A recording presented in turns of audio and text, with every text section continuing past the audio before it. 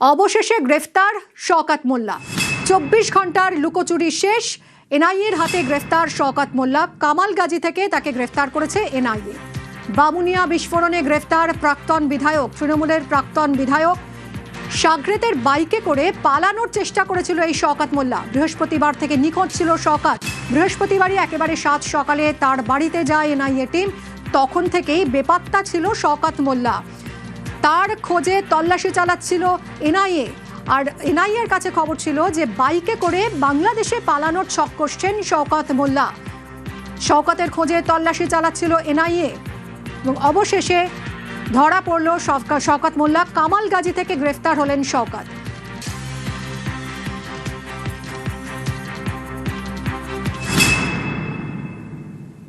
ক্যানিং ভাঙড়ের ত্রাস ছিলেন এই শওকত মোল্লা। ক্যানিং পূর্বের প্রাক্তন বিধায়ক শওকত, ক্যানিং পূর্বের তৃণমূল বিধায়ক শওকত ছিলেন। ক্যানিং পূর্ব ছেড়ে এবার ভোটে ভাঙড় থেকে লড়াই করেছিলেন শওকত, হেরেছিলেন।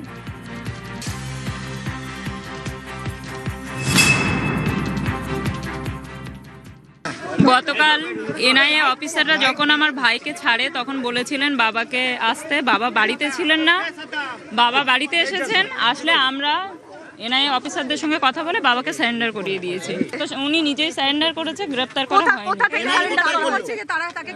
আমরা আইটিসি হোটেলের সামনে থেকে চিংড়িহাটা থেকে তোলা হয়েছে। তো চিংড়িহাটা থেকে আপনাদের ফ্যামিলির সদস্যরা ছিল সেখানে? হ্যাঁ, সবাই ছিল। আপনাদের সামনে তোলা হলো তো চিংড়িহাটার মোড় থেকে? হ্যাঁ হ্যাঁ হ্যাঁ। ততক্ষণ পর্যন্ত শওকত মোল্লা কোথায় ছিলেন? আমার বাবা একটা কাজে গিয়েছিলেন। আমরা তারপরে বাবার সঙ্গে যোগাযোগ করেছি, বাবা এসেছে। আসার পরে আমরা অফিসারদের সঙ্গে কথা বলে বাবাকে সারেন্ডার করিয়ে দিয়েছি। এ দাবি করছেন বাবা সারেন্ডার করেছে। ক্যানিং ভাঙড়ের ত্রাস এই শওকত মোল্লা। মাছ চুরি নিয়ে তাকে নিয়ে প্যারেডি হয়েছে, মাছ চোর শওকত। কিন্তু শুধু কি মাছ চুরি, ভুরি ভুরি অভিযোগ। তার মধ্যে রয়েছে প্রাকৃতিক সম্পদ চুরি। মাতলা নদীর চর চুরি করেছেন শওকত। আর এই নদী চুরি করে ক্যাফে বানিয়েছেন, বহুতল তুলেছেন। একটা মাতচোর গান বাঁধা হলো, কিন্তু শওকত মোল্লা কি সত্যি শুধুই মাতচোর? তার বিরুদ্ধে নানা অভিযোগ, নদী চুরির অভিযোগ, বিদ্যুৎ চুরির অভিযোগ। শুধু মাতচোর না, বিদ্যুৎটাও চুরি করেছে এখানে দিনের পর দিন। হুকের লাইন মাধ্যমে ভিতরে ঘুরে দেওয়া হয়েছে এবং এই অবৈধভাবে কারেন্ট নেওয়া হচ্ছে এখানে। এবং তার থেকেও বড় কথা, এখানে পশ্চিমবঙ্গ সরকারের লোগো লাগানো যে ত্রিপল দেখা যাচ্ছে এই সিভিল ডিফেন্স বা ডিজাস্টার ম্যানেজমেন্টের তরফ থেকে, সেই ত্রিপলও দেখা যাচ্ছে। ভুরি ভুরি দুর্নীতি পঞ্চায়েতগুলোতে গেলে পাওয়া যাবে। টনাক বাপ এক কীর্তিমান, তার বেটা এক কীর্তিমান। কিছুই বাদ নেই চুরি থেকে। মানে প্রাকৃতিক সম্পদ নদী, সেটাও চুরি করে আলিশান ক্যাফে বানিয়ে ফেলেছে। কি কি অভিযোগ তাদের বিরুদ্ধে উঠছে? ইমরান মোল্লা ক্যাফে তৈরি করেছে, সেটা আদতে মাতলা নদীরই একটা অংশ ছিল। গত 10 বছর ধরে তুমি দেখো মৌখালি ব্রিজ, যেখান থেকে মাতলা নদী বয়ে গেছে, সেই ব্রিজের ডান পাশ এবং বাঁ পাশ দুটো জায়গাতেই কিন্তু এরমভাবেই ভেড়ি তৈরি করে এবং তারপরে ভরাট করে বেআইনি নির্মাণ করা হয়েছে। অর্থাৎ নদীর যে বৈচিত্র্য, সেই বৈচিত্র্যই কার্যত বদল করে দিয়েছে।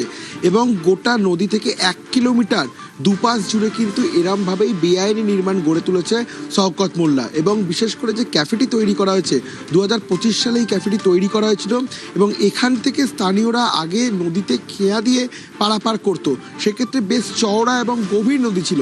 সেই জায়গায় মাটি ফেলে কিন্তু ভরাট করে পরবর্তীতে বেআইনি নির্মাণ করা হয়েছে। হচ্ছে শওকত মোল্লার পুরো নদী ছিল, এটা মাতলা নদী। হ্যাঁ, এটা পুরো আমরা এখানে বোট পার হয়ে যেতাম। এটা দখল করে নিয়ে এটা হচ্ছে একটা ক্যাব তৈরি করেছে শওকত মোল্লার ভাই আবুও করেছে। ঠিক আছে, যারা ওদের হারুন তারা জায়গা নিয়েছে সবকিছু পুরো বেআইনিভাবে, স্যার পুরো বেআইনিভাবে করেছে। মাতলা নদীর দুপাশে তৈরি হয় ভেরি। এই দেখছেন আপনারা মাতলা নদী, আর তার দুপাশে তৈরি হয় ভেরি। কিন্তু সেই ভেরি ভরাট করে চলছে বেআইনি সব নির্মাণ। তৈরি হয়েছে শওকতের ছেলের ক্যাফে ঠিক এরকমই এক জায়গায়, ভেরি ভরাট করে। ওই জায়গাটা আসলে মাতলা নদীর অংশ। পুরো জায়গাটা দখল করে নেওয়া হয়েছে এবং যার ফলে সেখানে দেখা যাচ্ছে নদীর চরিত্র বদলে গেছে। এইটা অবৈধভাবে করেছে শওকত মোল্লা নিজের গায়ের জোর খাটিয়ে, এবং তখন প্রশাসন কোনো ব্যবস্থা নেয়নি। কবে এই ক্যাফে তৈরি হয়েছে? এটা হয়েছে 2024-25 সালে হয়েছে। এটা হ্যাঁ, 1.5-2 বছর মতো হয়েছে আনুমানিক। আমরা ইতিমধ্যে দাঁড়িয়ে রয়েছি মৌখালি ব্রিজে, নিচ থেকেই বয়ে গেছে মাতলা নদী। একেবারে দেখা যাচ্ছে এই মাতলা নদী থেকে খাড়ি কেটে জল ঢুকিয়ে তৈরি করা হয়েছিল ভেড়ি। শওকত মোল্লার মদতে এই ভেড়ি একাধিক জায়গায় তৈরি করা এবং স্পষ্ট দেখা যাচ্ছে সেই চিত্র, এবং সেই ভেড়ি বুঝিয়ে চলছে কনস্ট্রাকশন। সোজা যে অংশটা দেখা যাচ্ছে মাটি ফেলে ভরাট করা হচ্ছে, সেটাই হলো শওকত মোল্লা ছেলে অর্থাৎ ইমরান মোল্লার সেই ক্যাফে। আজ সকালেই এনআইএ তদন্তকারী আধিকারিকরা ইমরান মোল্লাকে সঙ্গে নিয়ে এই ক্যাফেতে এসে তল্লাশি অভিযান চালায়। এখন উঠছে প্রশ্ন, কিভাবে এই শওকত মোল্লা গোটা এলাকার প্রাকৃতিক যে চরিত্র বা জমির যে চরিত্র, সেই জমির চরিত্র কিভাবে বদল ঘটালো, কেন তার বিরুদ্ধে তখন ব্যবস্থা নেওয়া হয়নি। ক্যামেরা রাজীবের সঙ্গে রৌনক, নিউজ 18 বাংলা, দক্ষিণ 24 পরগনা। জমি দখলেও দানবীর শওকত মোল্লা, দখল করে চলছে ভাইয়ের বেআইনি নির্মাণ। ঘটনাস্থলে নিউজ 18 বাংলা। এই বাড়িটা আমাদের এমএলএ সাহেবের ভাইয়ের বাড়ি। কিন্তু এটা তো ভেড়ি ছিল। হ্যাঁ, ওটা ভেড়ি ছিল। ভেড়ি বুঝিয়ে বাড়ি। হ্যাঁ, ভেড়ি। এই জায়গাটা তো এখন অস্থায়ীভাবে ছিল, ওই এমএলএ সাহেব আসার পরে এই রাস্তাগুলো করেছে। তারপরে যখন মাটি মানে ভরাট হয়ে এবার সব যে যার ঘরটর করেছে। আপনারা কত অভিযোগ করেননি? না না না। শুধু শওকত মোল্লার ছেলেই নয়, শওকত মোল্লার ভাই আবু জাফর মোল্লা তিনিও ঠিক কিছুটা দূরেই এরকমই একটি ক্যাফে তৈরি করছিলেন। এই যে গোটা এলাকা আমরা দাঁড়িয়ে রয়েছি, গোটাটাই কিন্তু একটা ভেড়ি ছিল। এরমভাবেই যে মাটি ফেলে তিনি ভরাট করছিলেন, এবং ঠিক আমার পেছনেই এই যে বেআইনি নির্মাণ, সেই বেআইনি নির্মাণও কিন্তু তৈরি করছিলেন। প্রশ্ন এখানেই উঠছে, তৎকালীন প্রশাসন কেন কোনো ব্যবস্থা নেয়নি? স্থানীয়দের দাবি তারা একাধিকবার জানিয়েছে, তারপরেও কোনো রকম ব্যবস্থা নেওয়া হয়নি। এখন কোথায় সেই শওকত মোল্লা? ইতিমধ্যে কিন্তু এনআইএর তরফ থেকে তার খোঁজে বিভিন্ন জায়গায় তল্লাশি অভিযান চালানো হচ্ছে। ক্যামেরা রাজীবের সঙ্গে রৌনক, নিউজ 18 বাংলা, দক্ষিণ 24 পরগনা।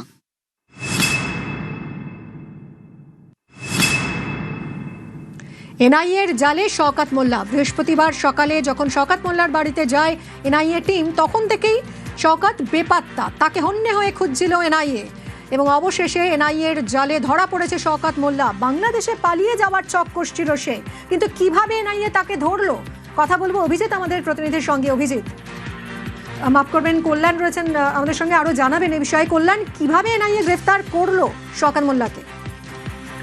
একেবারেই এনআইএ কিন্তু সূত্র মারফত খবর পাচ্ছিল যে শওকত মোল্লা একটি বাইকে করে বারবার তার ডেরা পরিবর্তন করছিল।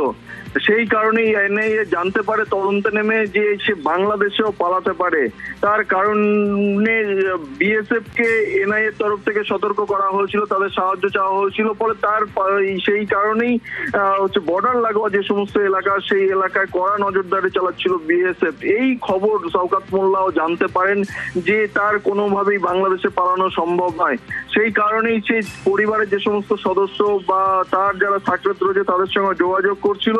এনআইএর যে সমস্ত আধিকারিকরা আছেন তারা কিন্তু এই তার পরিবারের যারা আছে তাদের সঙ্গে যোগাযোগ করে, যখন তাদের ফোন ট্যাপিং করে এবং তাদের থেকে তথ্য নিয়ে কিন্তু এই শওকত মোল্লাকে অবশেষে কিন্তু তাদের জালে তোলে। কারণ দীর্ঘক্ষণ ধরে কিন্তু এই শওকত মোল্লা এই এনআইএর চোখে ধুলো দিয়ে পালিয়ে বেড়াচ্ছিল, বারবার নিজের ডেরা পরিবর্তন করছিল। ফলে যথেষ্ট বেগ পেতে হচ্ছিল এই এনআইএর আধিকারিকদের। তবে অবশেষে এই এনআইএর আধিকারিকরা তাকে গ্রেফতার করলো। ধন্যবাদ কল্যাণ। ঠক বাজতে গাঁ উজাড়, শওকতের গ্রেফতারিতে কটাক্ষ রাজ্যের মন্ত্রী দিলীপ ঘোষের। জনরোষ থেকে বাঁচাতেও তৃণমূল নেতাদের গ্রেফতারি দরকার বলে সওয়াল। এ তো সবে শুরু হয়েছে, তো আপনি গুনতে থাকুন না, ঠক বাঁচতে গাঁ উজাড় হয়ে যাবে। 1-1.5 হাজার লোককে ইমিডিয়েট অ্যারেস্ট করা উচিত, যারা অত্যন্ত অপরাধী, অত্যাচারী, লুটেরা। মানুষের প্রচণ্ড ক্ষোভ আছে এদের বিরুদ্ধে, আর এই জন্য ওদের অ্যারেস্ট করা দরকার আছে। নাহলে কোনো অঘটন ঘটে যায়। মানুষ যেভাবে অ্যাটাক করছে, রাস্তায় ঘিরছে, ধরছে, মারছে, পিটছে, যদি কোনো অঘটন ঘটে যায় সেজন্য ওদের জীবনের স্বার্থে ওদেরকে অ্যারেস্ট করে জেলে রাখা উচিত। বাকি কোর্টে তার মামলা চলবে, প্রমাণ হলে দোষী সে তারা সাজা পাবে।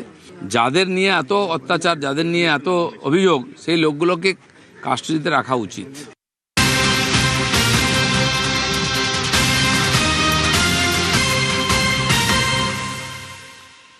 যে সাকরেতের সঙ্গে মোটরবাইকে করে পালিয়ে যাওয়ার ছক কষেছিলেন শওকত মোল্লা, সেই সাকরেতকে আটক করেছে এনআইএ। জালে শওকতের এই সাকরেত শামসুল সর্দার, এই শামসুল সর্দারের বাইকেই পালানোর চেষ্টা করেছিলেন শওকত মোল্লা। বৃহস্পতিবার দিনভর এরই বাইকে এলাকা বদল করেন শওকতের বাড়িতে বৃহস্পতিবারই হানা দেয় এনআইএ। বৃহস্পতিবার থেকে বেপাত্তা এবং বিভিন্ন জায়গায় ঘুরে বেড়ায় বাইকে করে এই সাকরেতের বাইক শামসুল সর্দার। তার সঙ্গে শওকত মোল্লা বিভিন্ন জায়গায় ঘুরে বেড়াতে থাকেন। বাংলাদেশেও পালিয়ে যাওয়ার ছক কষেছিলেন, তবে সব ছক ভেস্তে যায়। তাকে গ্রেফতার করে এনআইএ এবং তার সাকরেত শামসুল সর্দারকে আটক করেছে এনআইএ।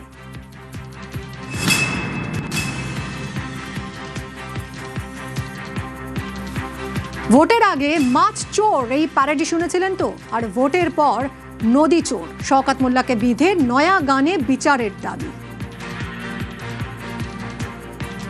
ও দাদা ক্যানিং এর গাধা,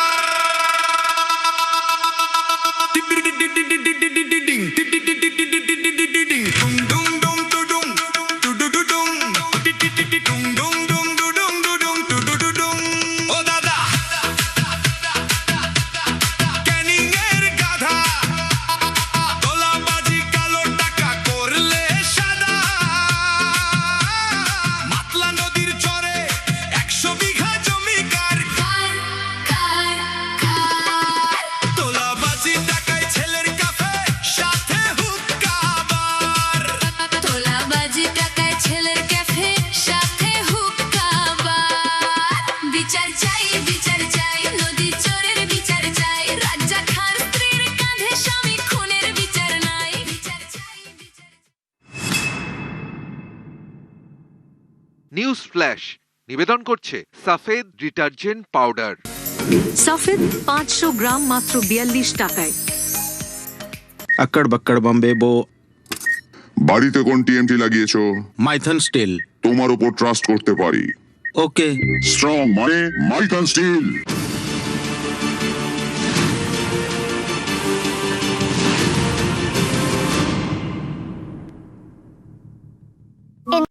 গ্রেফতার হয়েছেন শওকত মোল্লা। অবশেষে গ্রেফতার শওকত মোল্লা। কামালগাজী থেকে গ্রেফতার করা হয়েছে তাকে। বামুনিয়া বিস্ফোরণে গ্রেফতার প্রাক্তন বিধায়ক। সাকরেদের বাইকে পালানোর চেষ্টা করেছিলেন শওকত। গতকাল থেকেই নিখোঁজ ছিলেন শওকত। শওকতের খোঁজে তল্লাশি চালাচ্ছিল এনআইএ। অবশেষে কাল রাতে গ্রেফতার।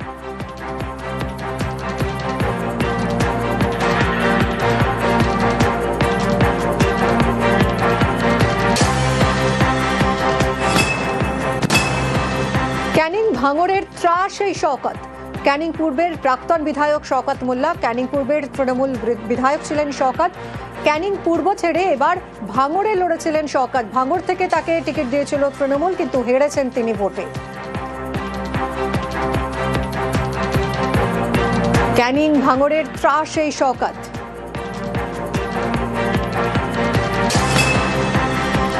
ক্যানিং ভাঙড়ের ত্রাস শওকত মোল্লা। প্রাকৃতিক সম্পদ চুরি শওকতের। নদী চুরি করে, নদীর চর চুরি করে ক্যাফে বানিয়েছেন, বহুতল বানিয়েছেন।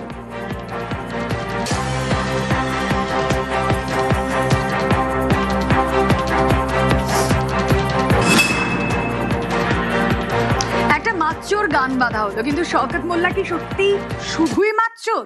তার বিরুদ্ধে নানা অভিযোগ, নদী চুরির অভিযোগ, বিদ্যুৎ চুরির অভিযোগ। শুধু মাত্র না, বিদ্যুৎটাও চুরি করেছে এখানে দিনের পর দিন। হুকের লাইন মাধ্যমে ভিতরে ঘুরে দেওয়া হয়েছে এবং এই অবৈধভাবে কারেন্ট নেওয়া হচ্ছে এখানে। এবং তার থেকেও বড় কথা, এখানে পশ্চিমবঙ্গ সরকারের লোগো লাগানো যে ত্রিপল দেখা যাচ্ছে এই সিভিল ডিফেন্স বা ডিজাস্টার ম্যানেজমেন্টের তরফ থেকে, সেই ত্রিপলও দেখা যাচ্ছে। ভুরি ভুরি দুর্নীতি পঞ্চায়েতগুলোতে গেলে পাওয়া যাবে। টনাক বাপ এক কীর্তিমান, তার বেটা এক কীর্তিমান। কিছুই বাদ নেই চুরি থেকে। মানে প্রাকৃতিক সম্পদ নদী, সেটাও চুরি করে আলিশান ক্যাফে বানিয়ে ফেলেছে। কি কি অভিযোগ তাদের বিরুদ্ধে উঠছে? ইমরান মোল্লা ক্যাফে তৈরি করেছে, সেটা আদতে মাতলা নদীরই একটা অংশ ছিল। গত 10 বছর ধরে তুমি দেখো মৌখালি ব্রিজ, যেখান থেকে মাতলা নদী বয়ে গেছে, সেই ব্রিজের ডান পাশ এবং বাঁ পাশ দুটো জায়গাতেই কিন্তু এরমভাবেই ভেড়ি তৈরি করে এবং তারপরে ভরাট করে বেআইনি নির্মাণ করা হয়েছে। অর্থাৎ নদীর যে বৈচিত্র্য, সেই বৈচিত্র্যই কার্যত বদল করে দিয়েছে। এবং গোটা নদী থেকে 1 কিলোমিটার দুপাশ জুড়ে কিন্তু এরমভাবেই বেআইনি নির্মাণ গড়ে তুলেছে শওকত মোল্লা। এবং বিশেষ করে যে ক্যাফেটি তৈরি করা হয়েছে 2025 সালে এই ক্যাফেটি তৈরি করা হয়েছিল এবং এখান থেকে স্থানীয়রা আগে নদীতে খেয়া দিয়ে পারাপার করত। সেক্ষেত্রে বেশ চওড়া এবং গভীর নদী ছিল, সেই জায়গায় মাটি ফেলে কিন্তু ভরাট করে পরবর্তীতে বেআইনি নির্মাণ করা হয়েছে। ক্যাব হচ্ছে শওকত মোল্লার, পুরো নদী ছিল এটা, মাতলা নদী। হ্যাঁ, এটা পুরো আমরা এখানে বোট পার হয়ে যেতাম। এটা দখল করে নিয়ে এটা হচ্ছে একটা ক্যাব তৈরি করেছে শওকত মোল্লার ভাই আবু ও করেছে, ঠিক আছে। যারা ওদের হারুন তারা জায়গা নিয়েছে সবকিছু পুরো বেআইনি ভাবে, স্যার পুরো বেআইনি ভাবে করেছে। বাড়িতে কোন টিএমটি লাগিয়েছো? মাইথন স্টিল। তোমার উপর ট্রাস্ট করতে পারি। ওকে। স্ট্রং মানে মাইথন স্টিল। নিউজ ফ্ল্যাশ নিবেদন করছে সাফেদ ডিটারজেন্ট পাউডার। সাফেদ 500 গ্রাম মাত্র 42 টাকায়।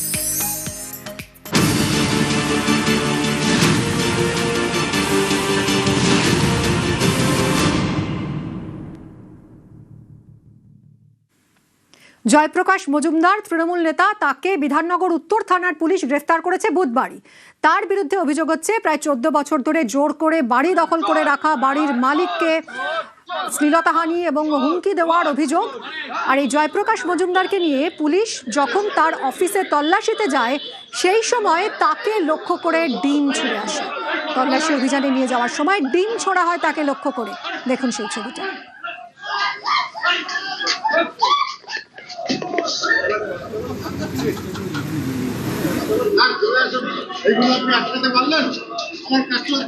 এর আগে চোর চোর স্লোগান দেওয়া হয় তৃণমূল নেতাকে লক্ষ্য করে। জনরোষের মুখে গাড়ি থেকে নামতেই চাইলেন না জয়প্রকাশ।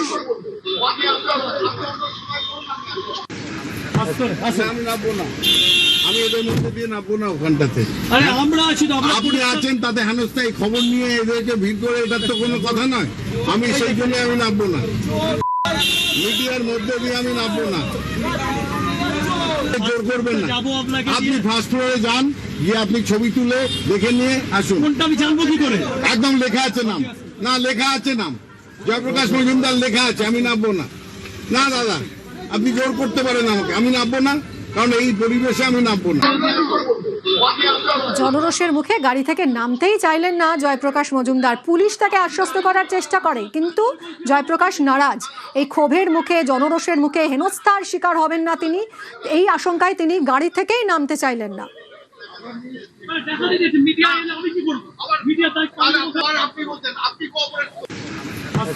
আমি নামবো না, আমি এদের মধ্যে দিয়ে নামবো না ওখানটাতে। আমরা আছি তো, আপনি আছেন তাতে হেনস্থায় খবর নিয়ে এদেরকে ভিড় করে, এটার তো কোনো কথা নয়। আমি সেই জন্য আমি নামবো না, মিডিয়ার মধ্যে দিয়ে আমি নামবো না। জোর করবেন না। আপনি ফার্স্ট ফ্লোরে যান, গিয়ে আপনি ছবি তুলে দেখে নিয়ে আসুন। আমি জানবো কি করে? একদম লেখা আছে নাম, না লেখা আছে নাম জয়প্রকাশ মজুমদার লেখা আছে। আমি নামবো না। না দাদা, আপনি জোর করতে পারেন আমাকে, আমি নামবো না, কারণ এই পরিবেশে আমি নামবো না।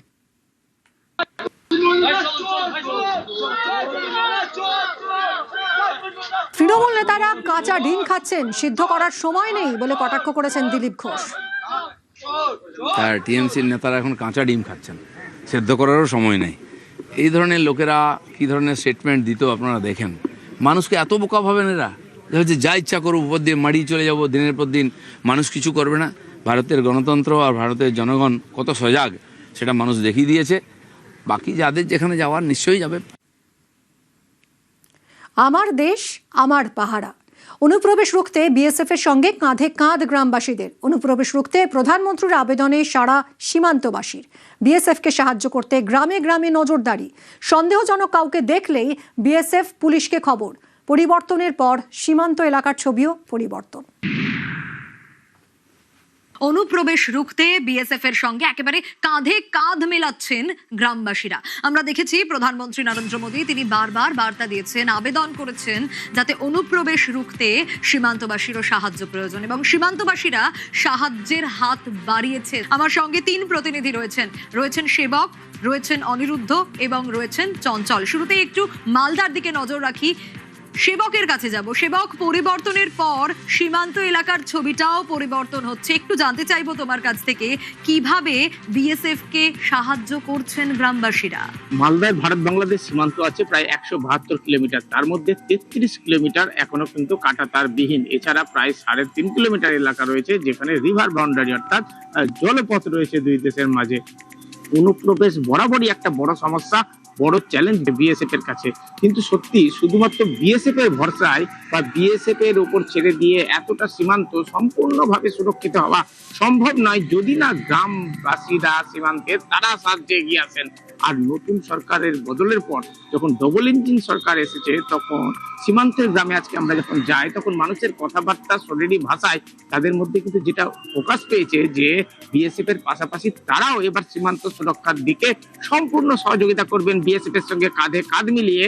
কারণ তারাও বিশ্বাস করেন শীত, গ্রীষ্ম, বর্ষা অনুপ্রবেশের রকমারি সমস্যা রয়েছে, কখনো কুয়াশা, কখনো বৃষ্টি, এই সব শীত এইসবের সাহায্য নিয়ে সুযোগ কাজে লাগিয়ে অনুপ্রবেশ হয়। কি বলছে মালদার সীমান্তবর্তী এলাকার বাসিন্দারা, দেখি। মোদিজি যেটা বলেছেন যে উনি দেশের চৌকিদার, তার মানে উনি শুধু একা চৌকিদার হবেন কেন? আমরা কি দেশের জনগণ নই? আমাদেরও উচিত তার সাথে তার কাঁধে কাঁধ মিলিয়ে আমাদেরও এই সীমান্তবর্তী এলাকাগুলো দেখা এবং কোনো রকম সন্দেহজনক ঘটনা দেখলে সাথে সাথে আমাদের প্রশাসন মহলে জানানো। অবশ্যই তাকে প্রয়োজনে তাকে যদি আমরা ধরে রাখতে পারি, আটকে রেখে তাতে আমরা থানায় খবর দেবো, হয়তো বসিয়ে রাখবো, লোকজনকে ডাকাডুকি করব, তারপরে হয়তো খবর দিব। আগে আমরা বিএসএফ কেই বলবো, তারপর ওরাই ব্যবস্থা করবে। সীমান্তবর্তী এলাকায় কিভাবে সাহায্যের হাত বাড়িয়েছে বনগাঁবাসী, নজর রাখার চেষ্টা করব অনিরুদ্ধর কাছ থেকে। অনিরুদ্ধ, বাংলায় সরকার পরিবর্তনের পর সীমান্ত এলাকার ছবিটা কিভাবে পরিবর্তন হচ্ছে? দেখো সোনিয়া, উত্তর 24 পরগনার এই বনগাঁ সীমান্ত এলাকায় যে সমস্ত সাধারণ মানুষ থাকেন, আমি আজ কথা বলেছিলাম, যারা থাকেন তাদের সঙ্গে কথা বলেছিলাম, তারা কিন্তু জানিয়েছেন যে সীমান্ত এলাকায় যে সমস্ত অনুপ্রবেশের ঘটনা ঘটতো, নতুন সরকার আসার পরে আরো অনেক সচেতন হয়েছে। সেক্ষেত্রে বিএসএফ এর সঙ্গে পুলিশের যে সম্পর্ক, সেই সম্পর্কের আরো অগ্রগতি হওয়ার কারণে এলাকায় কোনো অনুপ্রবেশ ঘটছে না। এমনকি তারা জানাচ্ছেন যদি অনুপ্রবেশ ঘটে সেক্ষেত্রে যাতে অনুপ্রবেশ না ঘটতে পারে সেই কারণে তারাও সচেষ্ট থাকছেন। প্রধানমন্ত্রী তারা সচেষ্ট থাকছেন, দেখি বনগাঁবাসী কি বলছেন। আমরা দীর্ঘদিন থেকে বর্ডারে বসবাস করি, আমরা জানি যে এখান দিয়ে মাঝে মধ্যে রাত্রে লুকিয়ে ফুকিয়ে যায়, কিন্তু আমরা সবসময় সতর্ক ছিলাম, আগেও ছিলাম, এখনও আছি। আমরা দেখি রাস্তায় চলাফেরা, যদি কোনো অচেনা লোক এখান থেকে যাতায়াত করে থাকে তাদেরকে আমরা পুছতাছ করি, মাঝে মধ্যে তাদের আধার কার্ডও আমরা চেক করি। আমাদের সন্দেহ হলে আমরা বিএসএফকে, প্রথম তো পুলিশকে, পরে বিএসএফকে আমরা ইনফর্ম করে অনেক লোককে আমরা তাদের হাতে তুলেও দিয়েছি। রাত্রে এখান থেকে কেউ যাওয়া আসা করলে তাদের উপরে নজরদারি করছি। এভাবে কি অনুপ্রবেশ আটকানো সম্ভব? হ্যাঁ সম্ভব। কেন সম্ভব? বিএসএফ আছে বর্ডারে, বিএসএফ আছে, পুলিশ আছে, তারা দেখছে। বিএসএফ মনে করলে কি অনুপ্রবেশ আটকানো যাবে? হ্যাঁ, বিএসএফ মনে করলে ওনারা আটকাতে পারবে। উত্তর দিনাজপুরে নজর রাখবো, সীমান্তবর্তী এলাকার মানুষজন কিভাবে সাহায্যের হাত বাড়াচ্ছে। চঞ্চল রয়েছে আমার সঙ্গে।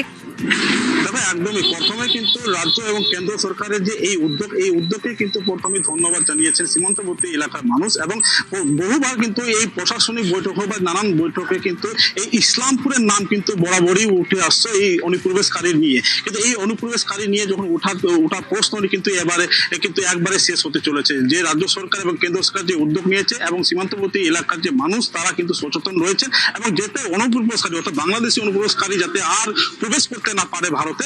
একেবারে চঞ্চল, রাজ্যে কেন্দ্রে একই সরকার, ডাবল ইঞ্জিন সরকার, অনুপ্রবেশকারীদের কোনোভাবেই রেয়াত করা হবে না। আর তাই পরিবর্তনের পর সীমান্ত এলাকার বাসিন্দারাও কি বলছেন দেখুন। এসআইআর পরে আর কি আমরা জানতে পারলাম যে কত পরিমাণে বাংলাদেশি রোহিঙ্গা এসেছে আমাদের পশ্চিমবঙ্গে। তো ভারত সরকারের কাছে একটাই আবেদন যে আমাদের যে ভারতে বা পশ্চিমবঙ্গে যেইখানে বাংলাদেশি রোহিঙ্গারা যা এসেছে তাদের আবার তাদের বাংলাদেশেই পাঠানো হোক বা আইনত ব্যবস্থা নেওয়া হোক। বাংলাদেশ প্রবেশকারী এখন আগে গরু পাচার নানা রকম অনেক কিছু হয়েছিল, এখন সব যে সুযোগ নিয়েছে খুব ভালো নিয়েছে। আমরা বর্ডারের পাশে আছি, এখন আমরা চোখে যদি দেখতে পারি তাহলে সোজাসুজি আমার ক্যাম্পে জানাবো। हमने तय किया है कि बीएसएफ जहां जहां है, एसएसबी जहां जहां है, वहां पर स्मार्ट बॉर्डर का निर्माण करना और एक चतुष्कोणीय सुरक्षा रणनीति के तहत स्थानीय प्रशासन को साथ में लेते हुए, टेक्नोलॉजी को साथ में लेते हुए, हम आपके परिश्रम को साथ में लेते हुए सीमाओं को एकदम अभेद बनाना। कंसेप्ट के अंदर डिस्ट्रिक्ट मजिस्ट्रेट का भी रोल होगा, एसपी का भी रोल होगा, गांव के पटवारी का भी रोल होगा, गांव के सरपंच का भी रोल होगा। जब तक सीमा के प्रशासन को, सीमा के जिलों के और गांव के प्रशासन को हम समाहित नहीं कर सकते, हम सीमा को अभेद नहीं बना सकते।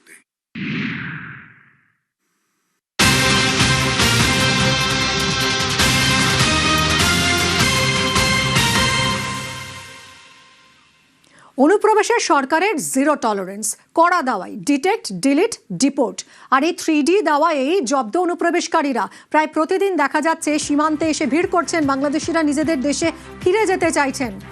অনুপমের সঙ্গে কথা বলবো। অনুপম, গত কয়েকদিন ধরে হাকিমপুর সীমান্তে আমরা যে ছবিটা দেখছি, বাংলাদেশিরা আসছেন এবং তারা ফিরে যেতে চাইছেন, আত্মসমর্পণ করছেন বিএসএফ এর কাছে। আজ কি ছবি? দেখো মিমি, আজকেও বাংলাদেশের সীমান্তে সকাল থেকে কিন্তু মানুষের, বাংলাদেশিদের কিন্তু ভিড় যথেষ্টই কিন্তু চোখে পড়ছে। আজকে এখনো পর্যন্ত 152 জন বাংলাদেশি অনুপ্রবেশকারী তারা এসে বিএসএফ এর কাছে আত্মসমর্পণ করেছে। অন্যদিকে এই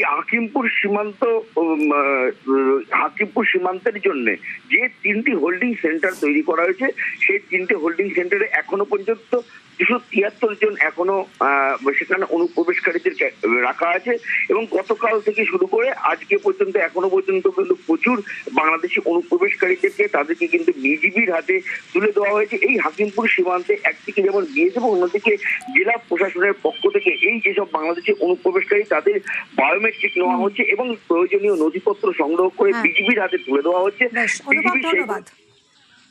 কত বছর আগে আসছিলেন বাংলাদেশে? 1 বছর আইছি। 1 বছর আগে এখানে এসেছেন কেন? এই বর্ডারে এসেছেন কেন? চল যাব বাংলাদেশে। বাংলাদেশে যাবেন তাই? বিএসএফ এর কাছে সারেন্ডার করতে আসছেন? হ্যাঁ। বাংলাদেশে কাগজপত্র সব আছে আপনার কাছে? ভারতের কোনো কাগজপত্র আছে? কত বছর আগে আসছিলেন বাংলাদেশে? 4 বছর আগে। 4 বছর আগে। এখন ফিরে যাচ্ছেন কেন? সরকার থাকতে যাচ্ছে না তো। এখানে কোথায় থাকতেন? কাকড়াসুর গ্রাম, বাদুড়িয়া থানা। কি কাজ করতেন? ইট ভাটায় কাজ করতাম। ফোনে দেখেছি ভিডিও, সরকারের থাকতে দিচ্ছে না, তাড়াই দিচ্ছে, তার জন্য। ইন্ডিয়ান কোনো কাগজপত্র আছে আপনার কাছে? কোনো কাগজপত্র না। আমি ওই ডাক্তার দেখাতে আসছিলাম, মেরুদণ্ড 3টি হাড় দেখি বসে গেছে আর কি।